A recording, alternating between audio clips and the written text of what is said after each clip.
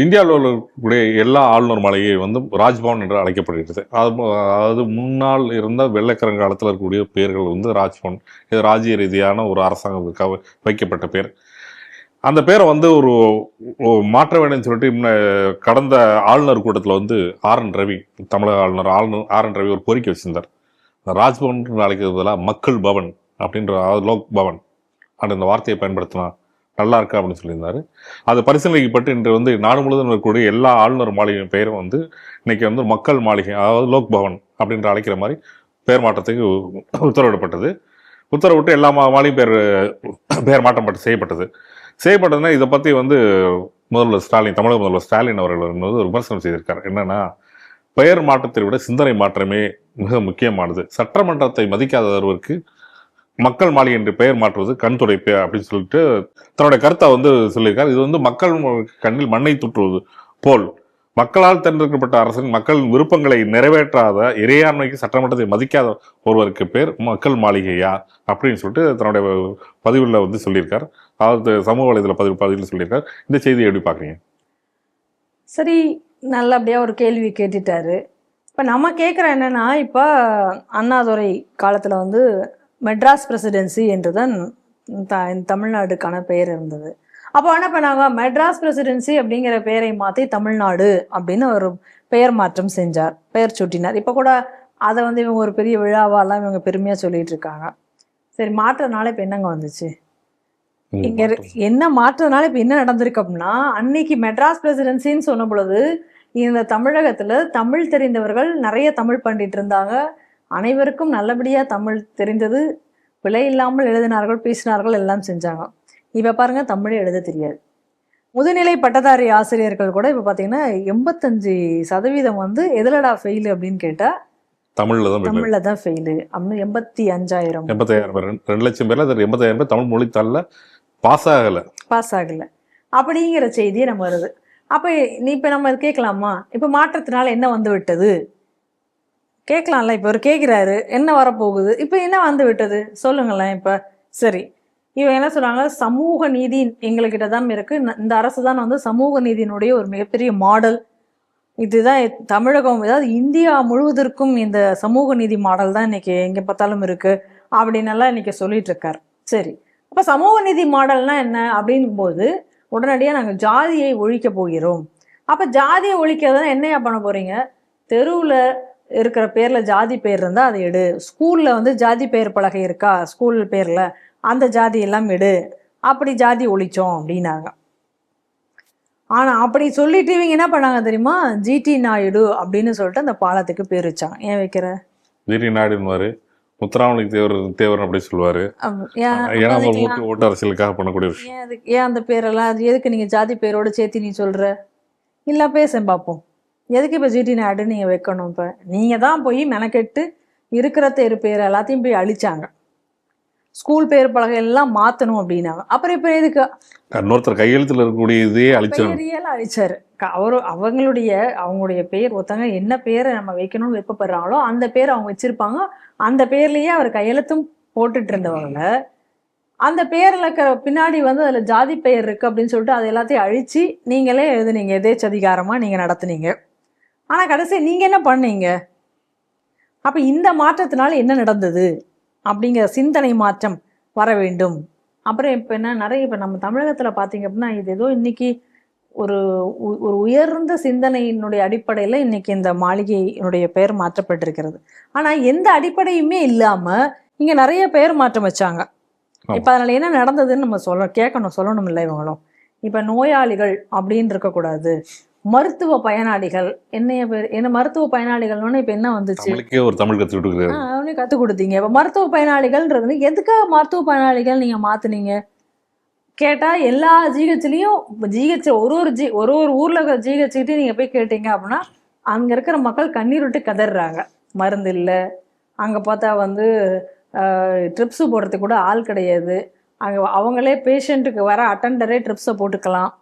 அப்புறம் மாஸ்க் கிடையாது, அதுக்கு மாஸ்க் இல்லாததுக்கு என்னமோ அந்த டீ கப்பெல்லாம் எடுத்து மாஸ்க் ஆக எவ்வளோ கதை நம்ம பார்க்குறோம். மருந்து சப்ளை கிடையாது, வரிசையாக நம்ம பார்த்தோம். பல எத்தனை விஷயங்கள் அதுக்குள்ளார நடந்தது அப்படின்னு சொல்லிட்டு. அப்போ மருத்துவ பயனாளிகள் இப்போ மாற்றினால என்ன வந்துச்சு? சரி, அதுக்கடுத்து என்ன பண்ணாங்க, இந்த டாஸ்மாக்ல போய் சரக்கு அடிக்கிறவங்களுக்கெல்லாம் ஒரு பேர் வச்சாங்க. அப்படிலாம் சொல்லக்கூடாது, தண்ணி அடிக்கிறவங்க, மது குடிகாரர்கள் சொல்லக்கூடாது. குடிகாரர்கள்னு எல்லாம் சொல்லிடக்கூடாது, அவங்கள என்ன சொல்லணும்னா மது பிரியர்கள் அப்படின்னு சொல்லணுமா.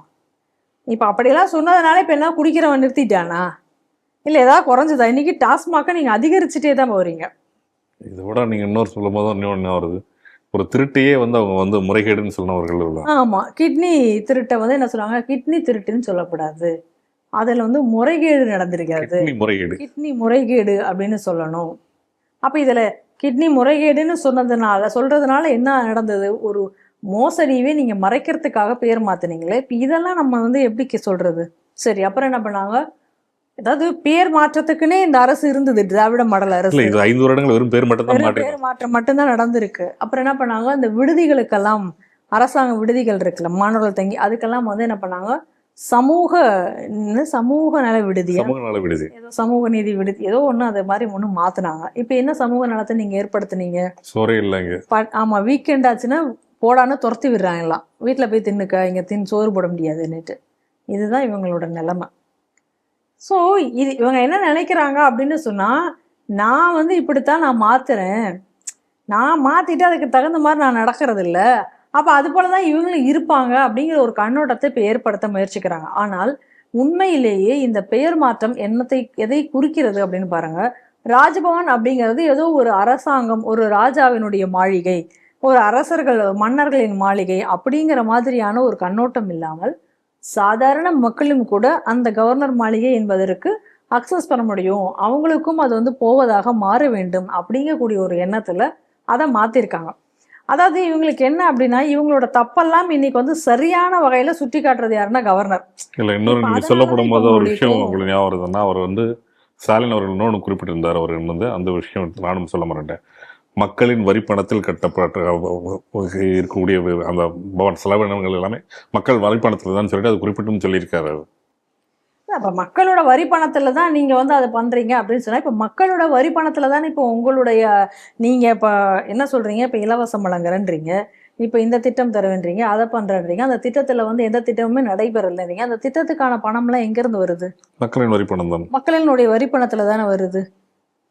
இப்போ இந்த விவசாயிகளுக்கான இன்னும் பயிற்சிகள் தரப்போகிறோம் அப்படின்னு சொல்லிட்டு எத்தனையோ கோடி ரூபாய், ஆனால் எந்த ஒரு நன்மையும் அதனால ஏற்படலை, எந்த ஒரு பெரிய பயிற்சியும் ஏற்படலை. அதாவது சாகுபடி செய்வதற்கான பயிற்சின்னு சொல்ற பேர்ல எத்தனையோ கோடி ரூபாய், அதுல வெறும்னா அவங்கள வந்து கூட்டி அங்கங்க வச்சு செலவு பண்ணி அந்த பணம் முழுக்க செலவழிஞ்சிருக்கு அப்படின்னு சொல்றாங்க. அப்ப அதெல்லாம் எங்க, அந்த செலவெல்லாம் எங்க போய் கால்குலேட் பண்றது? இப்ப கவர்னர் மாளிகையில் அப்படிலாம் ஒன்றும் செய்யறது இல்லையே. நீங்க சொன்னா இப்ப இதுக்கெல்லாம் நீ இப்ப கணக்கு தரணும்ல.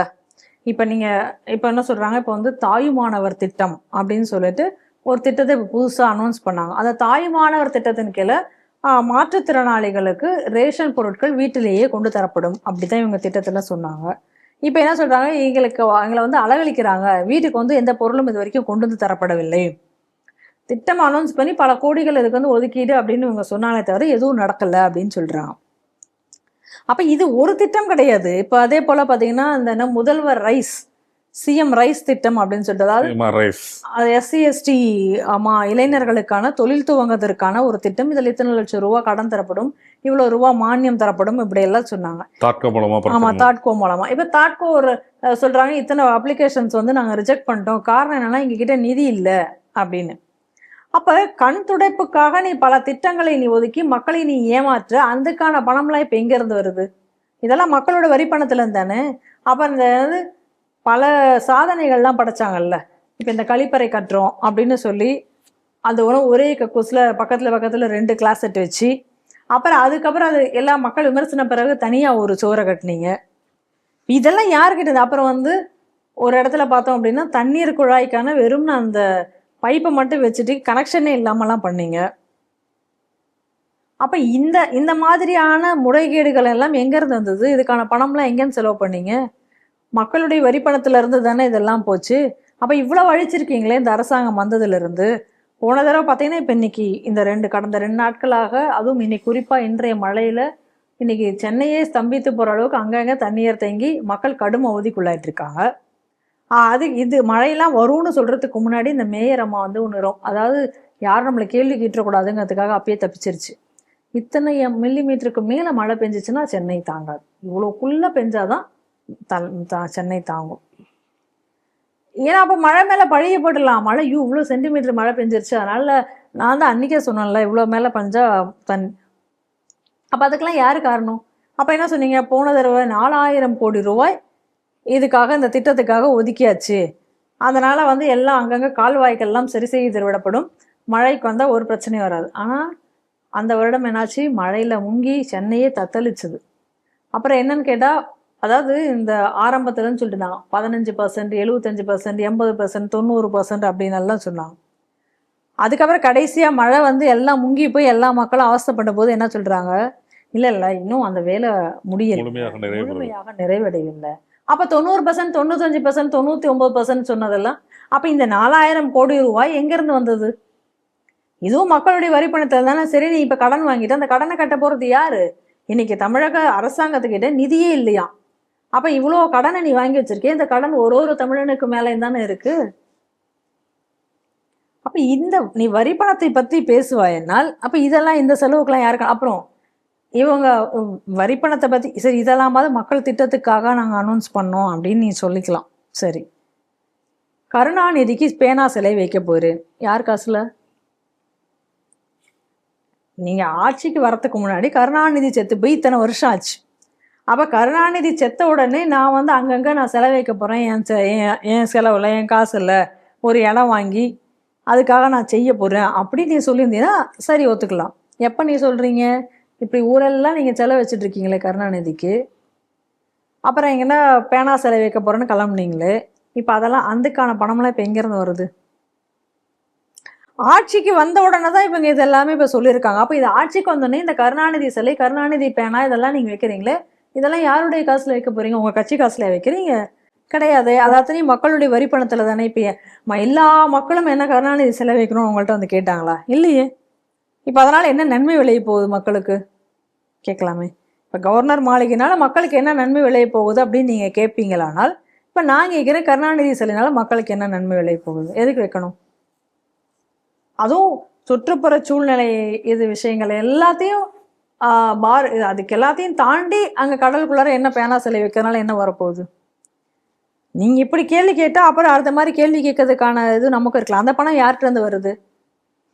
ஆக மொத்தத்தில் இந்த அரசாங்கம் என்ன நினைக்குது அப்படின்னு சொன்னால், எப்படி அவர்கள் வந்து இப்போ வந்து இப்படி பேரை மாற்றுவோம், அது வந்து ஒரு உருட்டுக்கு தான். இப்படி ஒரு பேரை மாற்றி மக்களை வந்து ஏமாத்திருந்தது, இப்படி ஒரு பேர் மாற்றிட்டாங்களா அப்படின்னு மக்கள் அப்படி சந்தோஷமாக பார்த்துட்டு இருப்பாங்க. அந்த சந்தோஷத்துலேயே இவங்க வந்து அதை கடந்து போயிடுவாங்க. அதுக்கு மேலே அதில் ஒன்றும் நடந்திருக்காது. அதே போல தான் மத்திய அரசும் செய்ய போகிறது அப்படிங்கிறது இவங்களுடைய ஒரு கருத்து. அந்த கருத்தியலை தான் இன்னைக்கு வந்து இதன் மூலமாக அவர்கள் திணிக்க பார்க்கிறார்கள். ஆனால் இந்த அரசு அப்படி கிடையாது. ஒரு விஷயத்தை நடத்துவதற்காக திட்டமிட்டார்கள் என்றால் அதை அந்த முழுவதுமாக அதை செயல்படுத்தி முடிக்கக்கூடிய ஒரு அரசு. இப்போ இந்த பத்மா விருதுகள் இவ்வளோ நாள் தமிழகத்தில் இருக்கதான் செஞ்சிச்சு. அதாவது மோடி ஆட்சிகள் முன்னாடியும் இந்த பத்மா விருதுகள் இங்கே தரப்பட்டது. ஆனால் அந்த பத்மா விருதுகள்லாம் எப்படி கொடுக்கப்பட்டது? ஒரு ஆள் ஏதாவது ரொம்ப ஹை இன்ஃப்ளூயன்சிங்காக கிடந்தால் தான் அவருக்கு கிடைச்சிருக்கும். மற்றபடி ஒரு சாதாரண மக்கள் சாதனை படைத்தவர்களாக இருந்தாங்களோ அவங்களுக்குலாம் அந்த பத்மா விருதெல்லாம் நினைச்சே பார்க்க முடியாது. ஆனால் இன்னைக்கு மோடி அரசாங்கம் வந்ததுக்கு பிறகும் எத்தனை பேர் சாமானிய மக்கள் சாதனை படைத்து கொண்டிருக்கிறவர்களை தேடி தேடி சென்று இந்த அரசு பத்மா விருது கொடுத்துருக்கு. பார்க்கணும் இல்லை அது எல்லாமே. அப்போ இன்னைக்கு வந்து ரொம்ப தெளிவாக தெரிகிறது, இவங்க எப்படி உருட்டிட்டு இருக்காங்களோ அதே உருட்டை தான் இன்னைக்கு இவங்களும் செய்கிறாங்க அப்படின்னு சொல்லி இன்னைக்கு நினைக்குது. அதே கருத்தையெல்லாம் திணிக்க பார்க்குது. ஏன் காரணம் என்ன அப்படின்னு சொன்னால், இது வந்து மக்கள் மத்தியில் எடுபட்டு விட்டால் என்ன பண்ணுறது? இந்த பிரச்சாரம் அதை வந்து வந்து விடக்கூடாது அப்படிங்கக்கூடிய நோக்கத்துக்காக இன்னைக்கு இதே போல உதயநிதியும் பேசியிருக்காரு. அதையும் அந்த வீடியோக்குள்ளேயும் பார்த்தேன். அதனால் இந்த அரசுங்கிறது ஒரு ஏமாற்று அரசு. அதுக்கு மத்தியிலே இப்போ ஒரு நல்ல விஷயம் வந்திருக்கு. அந்த நல்ல விஷயத்தை நீ கொச்சைப்படுத்தி பார்க்கணும். எதா இருந்தாலும் அதை கொச்சைப்படுத்தி நீ வந்து அதை மத்திய அரசு செஞ்சால் அது குற்றத்தை சொல்லணும். அதைத்தான் இன்னைக்கு இதை செய்திருக்கிறார்கள். இதை தவிர இதில் வேற ஒன்றும் நம்ம பார்ப்பதற்கில்லை.